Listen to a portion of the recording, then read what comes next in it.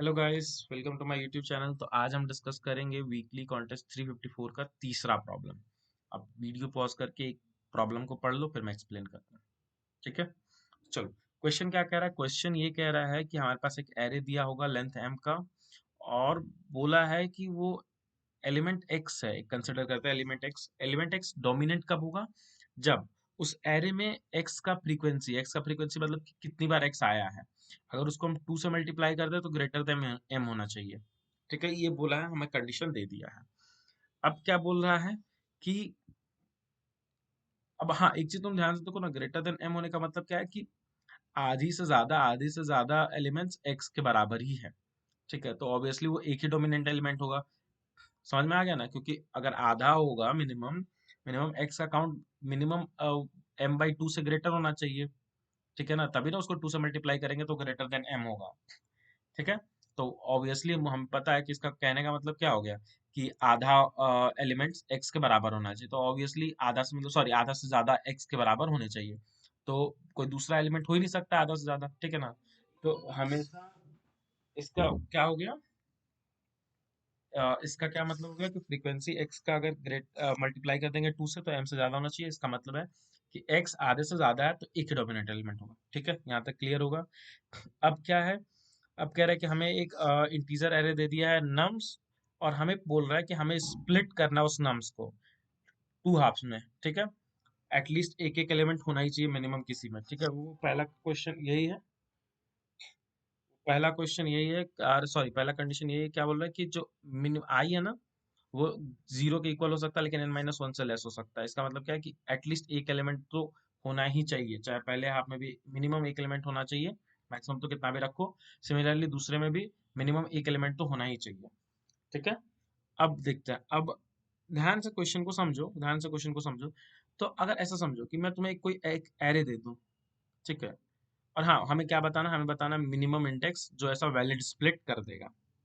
ठीक है, valid split कर देगा। और हाँ, अगर कोई आंसर नहीं हो तो हम -1 रिटर्न कर सकते हैं।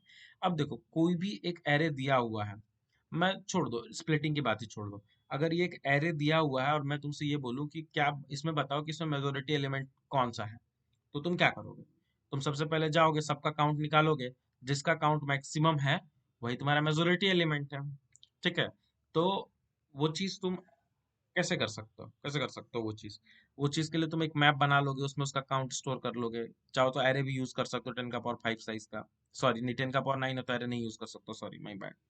तो तुम मैप यूज करना पड़ेगा, मैप पे तुम काउंट रखते जाओगे, जिसका काउंट मैक्सिमम है वो मैक्सिमम एलिमेंट हो गया।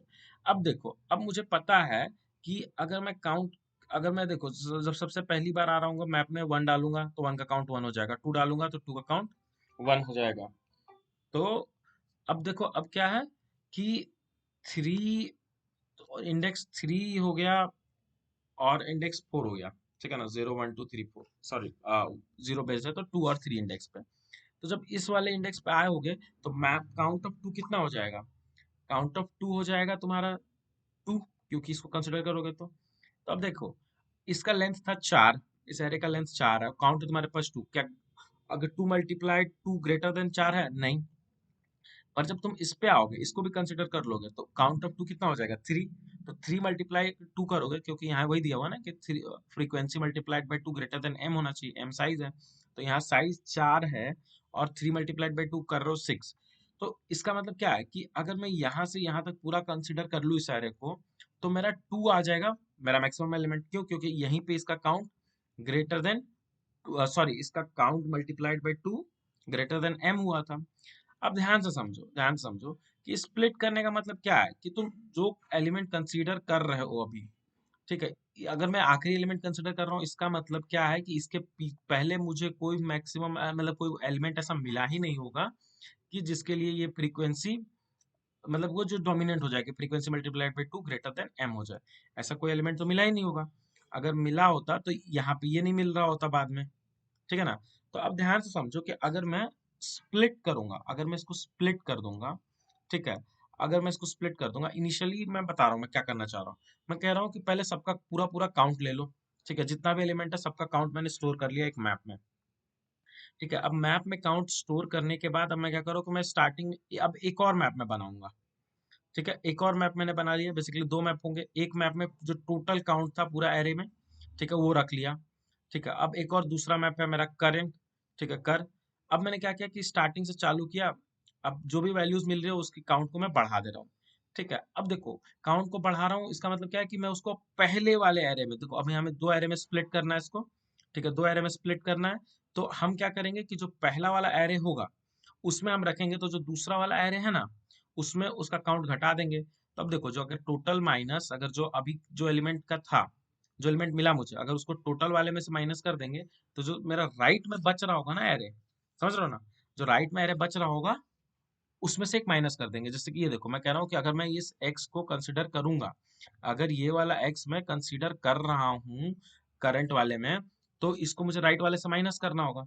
वही चीज मैं यहाँ कर रहा हूँ कि अगर, सॉरी, यहाँ, ठीक है, कि अगर मैं करंट वाले में प्लस कर रहा हूँ तो उसको राइट वाले से माइनस कर दूंगा। अब देखो, करंट वाले में मुझे पता है काउंट कितना होगा, जो मैप कर ऑफ जो भी यहाँ पे एलिमेंट होगा, एलिमेंट यहाँ पे कौन है, सी या नाम ऑफ आई कह लो। ठीक है, तो करंट ऑफ सी का अगर 2 मल्टीप्लाइड बाय, अब देखो आई पोजीशन तक आ गए हैं, तो इसका मतलब जो पहला लेफ्ट वाला एरे होगा उसका साइज कितना होगा, आई प्लस वन। तो अगर ये कंडीशन सेटिस्फाई करे कि करंट ऑफ सी का मतलब कि जो करंट एलिमेंट है उसका count multiplied by 2 greater then है, तो इसका मतलब जो पहला एरे है उसमें तो डोमिनेंट एलिमेंट कौन हो गया, सी। ठीक है, अगर, और देखो क्वेश्चन क्या बोला था कि जो दोनों एरे है ना उसका डोमिनेंट एलिमेंट सेम होना चाहिए। ठीक है, उसका सेम डोमिनेंट एलिमेंट होना चाहिए।